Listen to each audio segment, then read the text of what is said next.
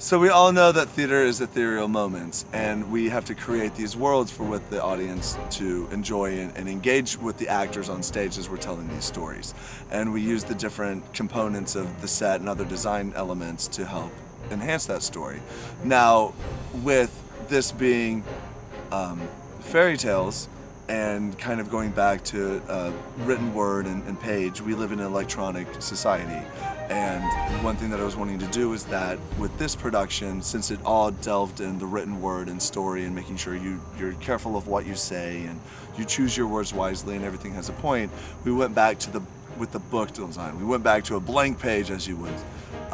And so that's why with the design elements of the set we have different books and that stuff, as if the characters have jumped from the page onto the stage. And one thing that I wanted to do is also with theater, as opposed to a digital media like film and television, that it really has a visceral feel and it inspires. That's why with the animals are done in a stylistic approach, costumes look a specific way. The set looks a specific way is because not only are we trying to inspire the people in the audience with the stories that we tell, but we also visually want to be able to inspire them and show what is possible with a little imagination and hard work. I think the aspect of sound effects that we have, that we can add, just sets the scene for the show. So if you're into the woods, you want to hear wood sounds, you want to hear birds, you want to hear maybe the wind blowing through leaves to give the audience member that idea, just one more thing to add to the story to make them feel like they're in a specific location. I think my approach to it would just kind of be to go into the scene and think like, okay, so yes, we are telling a story here, we're trying to convey it, but like it's not just like I'm gonna hop on stage, read some lines, and that's it. So you have to think of, okay, so if I were actually the baker's wife and this was actually my life and happening, what are my intentions behind this? Like, how would I feel in this moment? Like, why is she saying these things, and how does she really feel about this? Because like some of the struggles that the baker and his wife actually have are real struggles. Absolutely. Like they struggle to have a child, and these are the real struggles that people go with. So if you just hone into those real actual moments, those are like realistic ones, and put yourself in that position, then you can really bring it to life and tell a really convincing story. It is kind of fun with Into the Woods because it is, you know, what happens after Happily Ever After. So, you know, things, it's like the end of the story comes and it's like, oh yeah, it's this happy, nice little neat and tidy ending. But the reality is life isn't a neat and tidy little ending. So it's like what happens afterwards, which I think there's a lot of fun in those moments where, you know, the imperfect and what happens afterwards. Well, because you think you know the story, but you really don't know the story. You don't know the... Fairy tales suck you in with the happy endings, but then there's more to it, and you find out more.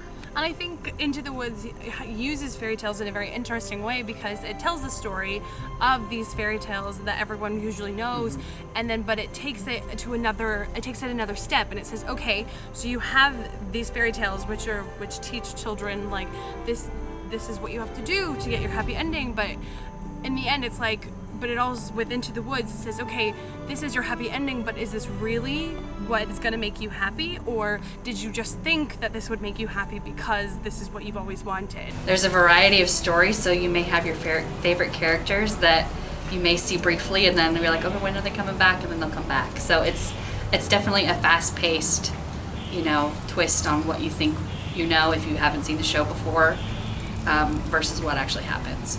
The lessons in each story stay true, you know, throughout time, and I think that Into the Woods is all about, well, especially for the witch, I feel like my character is here to give everyone, teach them all lessons along the way. The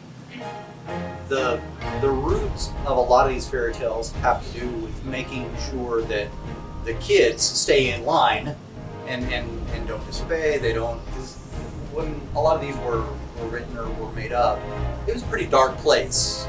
You don't go into the woods after dark. There are big bad meanies all over the place, and you need to behave a certain way.